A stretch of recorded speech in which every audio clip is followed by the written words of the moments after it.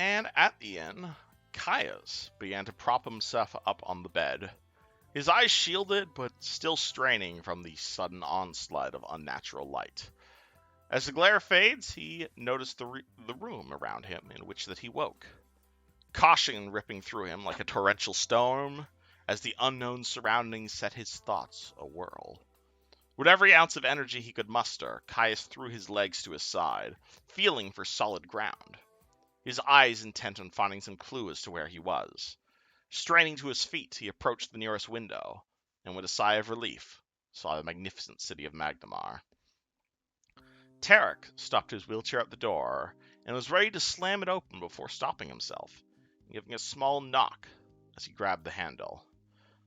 A memory flashed before the exhausted drow's eyes. A bright flash. A woman. A celestial? A sudden burst of wind, followed by the crashing of waves. A familiar four-legged friend plummeting to their demise. Caius was stolen from his surroundings, confused and angered at recent events. The knock did not register. Not getting a response, Tarak opened the door slowly and looked in. Caius? Caius retreated from the window with a start, but noticing a familiar face, his eyebrow raised in confusion, as his mouth fell agape. Okay? Please tell me I haven't been out for long? His gaze going back to the scene in the window. About a week, Caius. You missed a fair bit. Sorry for scaring you. Are you feeling well? Caius looked back to his trusted friend. Let's just say I felt very disappointed or displaced since we all made camp together last. Care to explain this situation? He gestured to the obvious elephant in the room. Tarak responded, I see. I guess that might have been your grog. And camp was 2 weeks ago. As for this, Tarak lifted the bottom of his robes to show his merfolk tail. Like I said, you missed a lot. The others were caught in an ambush that I heard. I was able to join in help, but, well, technically I really shouldn't be alive right now, but Sarenrae gave me another chance. Tobias had some powerful magic to at least give me a new body. I'll be going through more magic tomorrow so I can walk again. On the plus side, James is gone now. The others were able to defeat him. His phylactery and his armor is being sealed away. Tarak went silent for a moment, clasping his hands together on his laps. Caius, I'm sorry for what I said when we left camp. The rude names, the use of magic to try and control things again. James? He was that ghost knight lich guy thing, right? Well, can't say I'm not happy I missed that fight. Speaking of the others, where are they? Did you happen to see Fleur recently?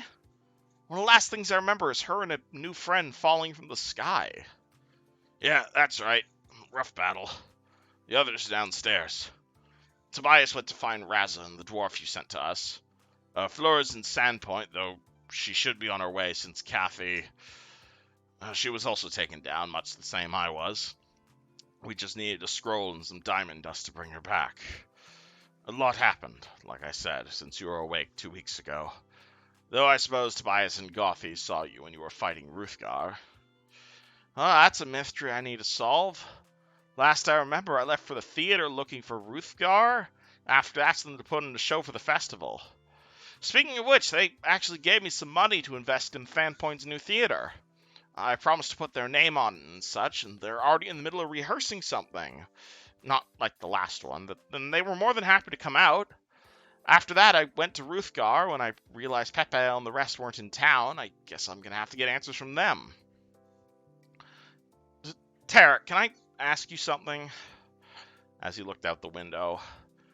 Do you ever feel like something or thing is controlling what you do?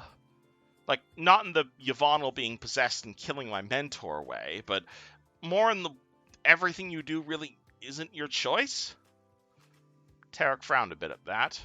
I'm not sure. I've always done what I felt was right at the time. If you count being manipulated, then I Yes, I have. The church did with me what they took with me from an inquisitor. Said my work was for the good of the people. I believed that, until I came to realize just what type of monster I had been in torturing people. Though from your tone, it sounds like you mean something else. Is that what you mean when you say you feel displaced? Caius paused for quite a bit before regarding his friend. Huh? No, not really. Not like that. Have you ever heard of something called fate? Like our choices are an illusion and there's this pre-written script by some god or author?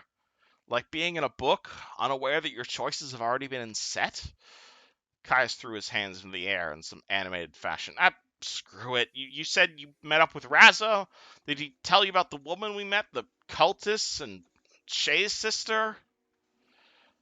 Fate, I guess, Tarak responded. I'm not so certain about being pre-written, though, because if that was the case, my own fate would have ended some days ago and we wouldn't be talking right now, but I guess to an extent there is something to it. Everything we go through seems oddly connected, after all. Perhaps there is some greater entity writing our stories, or narrating them, and we can change the flow of that tale with some of the choices we've made, forcing the narrative to shift with us. But that's my interpretation of what you're asking. As for Rather, yes, we kinda had to catch him.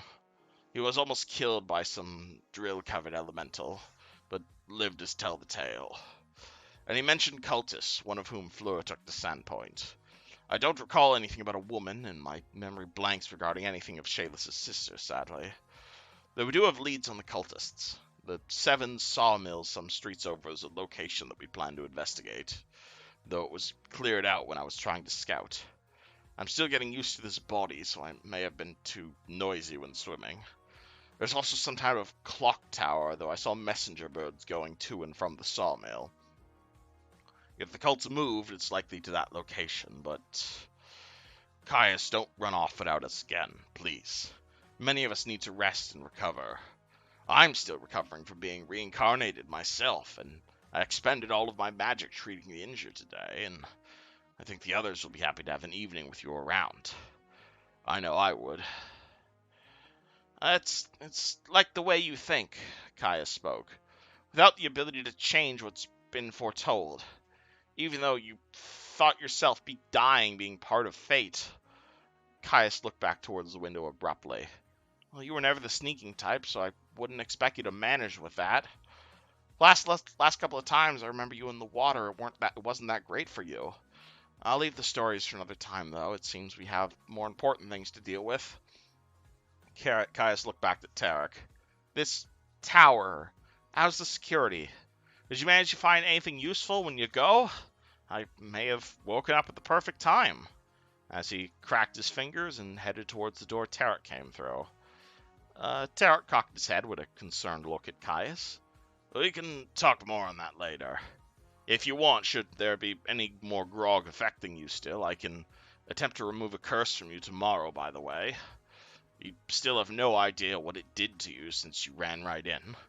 And, yeah, I'm a bit worse for wear lately anyway, so perhaps having me scout the water was a poor choice. I haven't been close to water yet, though. It was fairly imposing, and I'd rather not risk a solo mission while I'm in, let's be honest, less than peak condition. Tarak began pushing himself along close behind Caius. Don't tell me you plan to run off to it, though. You only just woke up, after all. And like I said, many of us are still drained from the big fight today. We could get some food and drink downstairs, make a plan as a group. Besides, I think you'd like how everyone's getting along. Tobias and Razza are minions of chaos, but seem fascinated with getting dressed. Fred's a friend of Razza, and he's a master of the blade, but also quite the gent. He's getting along swimmingly, no pun intended, with Gothi and Eugen. And well, I've got some things I want to show you anyway, but they will have to wait for tomorrow after I rest, and have my old body back, perhaps more ideally.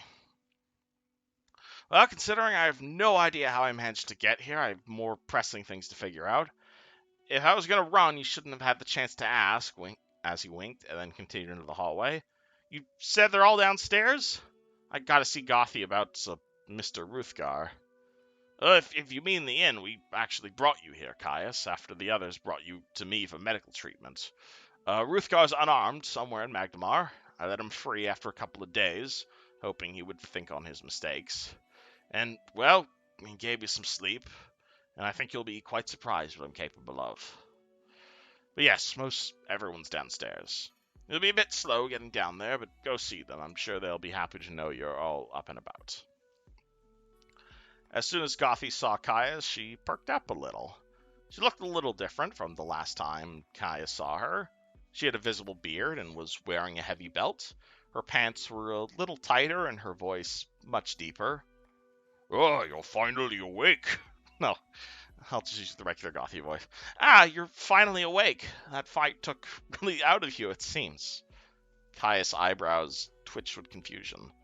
Gothy? What in the name of Buddha happened to everyone?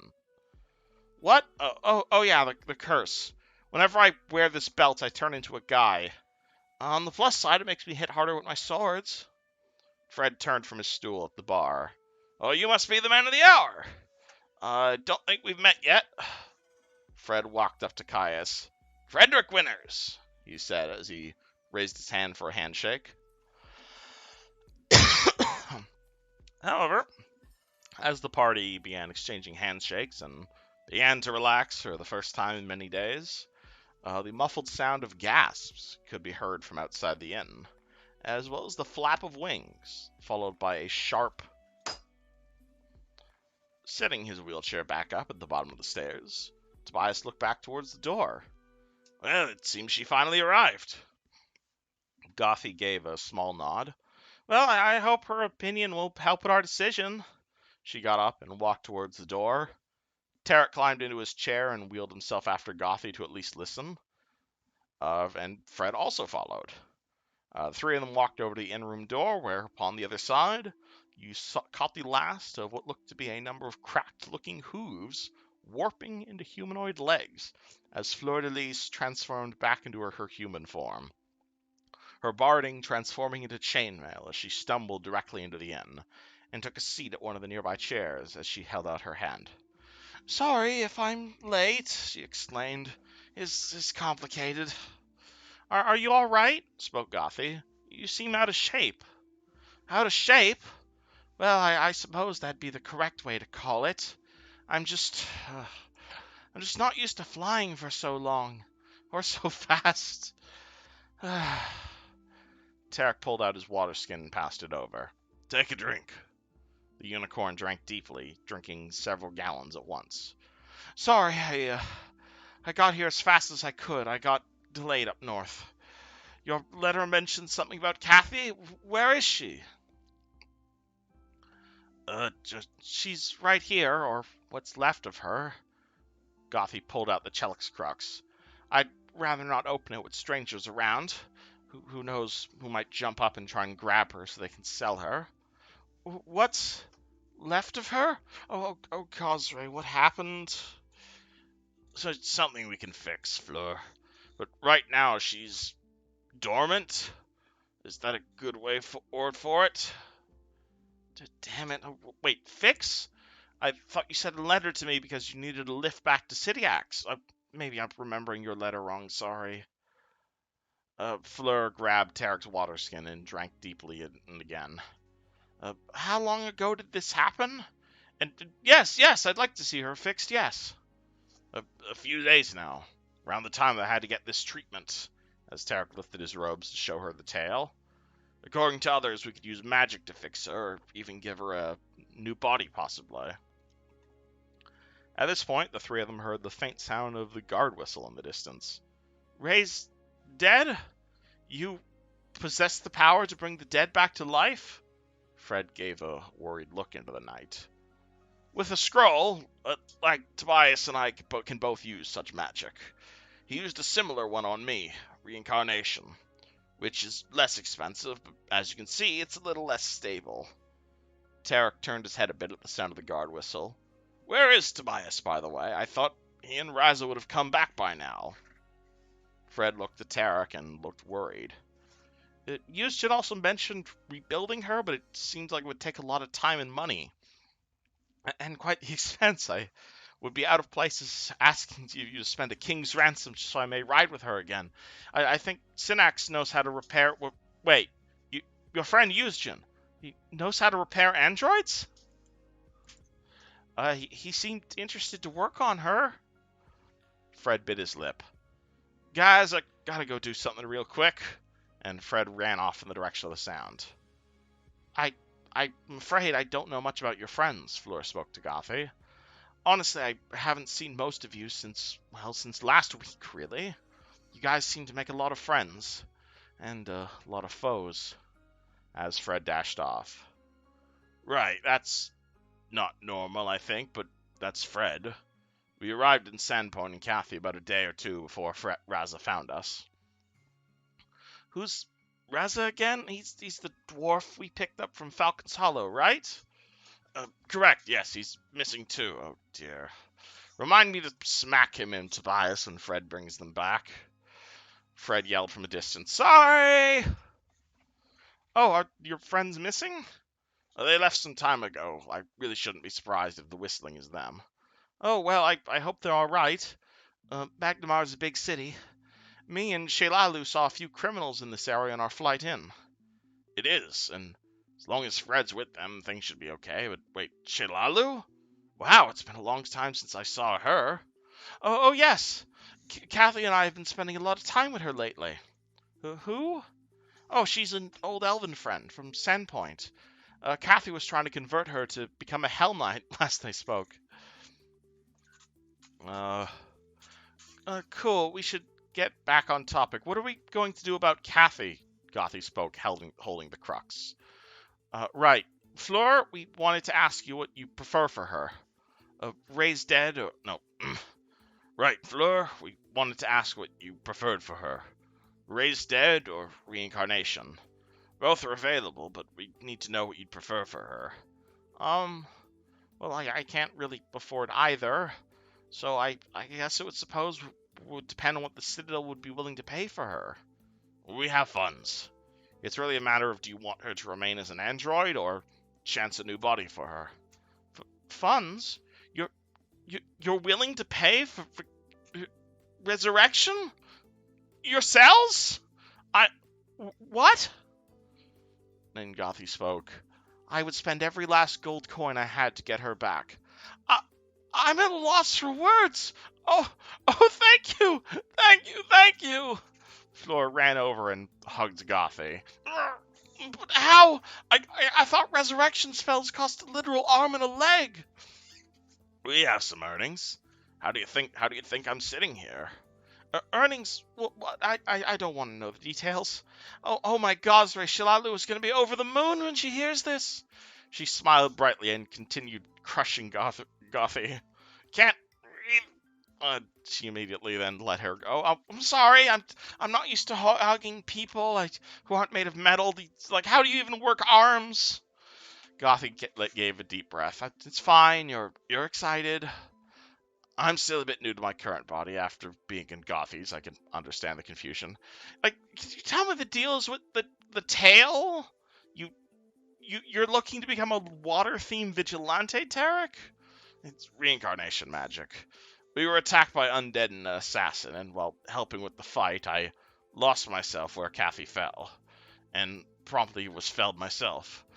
Sanray gave me another chance and had me share a bothy with Gothy for a while, though. Praise be. Tarak, you just seem to attract miracles nowadays, don't you? If I didn't know better, I'd say you're the next Cendric. I think I'm just lucky and blessed for someone that's a former sinner. A former sinner? Just because you've got orc blood, that doesn't mark you for life, you know. Especially for a Serenite. Inquisitor, that is my burden to bear from my past. My orc blood has nothing to do with it, thankfully. Though I apparently have a brother. Not sure if he's part human or part orc. Do you want to talk about it? Later. Anyway, with Cathy, we can stop at the local church once Tobias returns with the funds, so we can go get a scroll and the diamond or dust. Oh, Cosray, this is great news. Worthy of celebration instant. If we go reincarnate, it's risky, but it means she has a chance to be an android or another humanoid race. It's, An off chance something else like I am. So are you reincarnating her or raising her?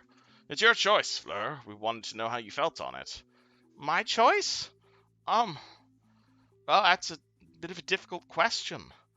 On one hand, androids are inherently unnatural, and as part of my recent troubles is mostly due to the fact I've had an android rider. So if Kathy came back as something more normal, that'd solve my problems. On the other hand, this isn't about me, it's about Kathy, and honestly, if we have a choice in the matter, I think that's hers to make, not mine. So as much as it pains me to say it, I don't think we should change her race, if we can help it, of course. Raise then.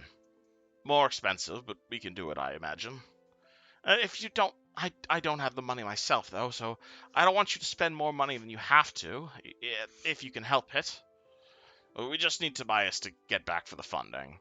And perfect timing, Euston. They just had final calls if you want a drink.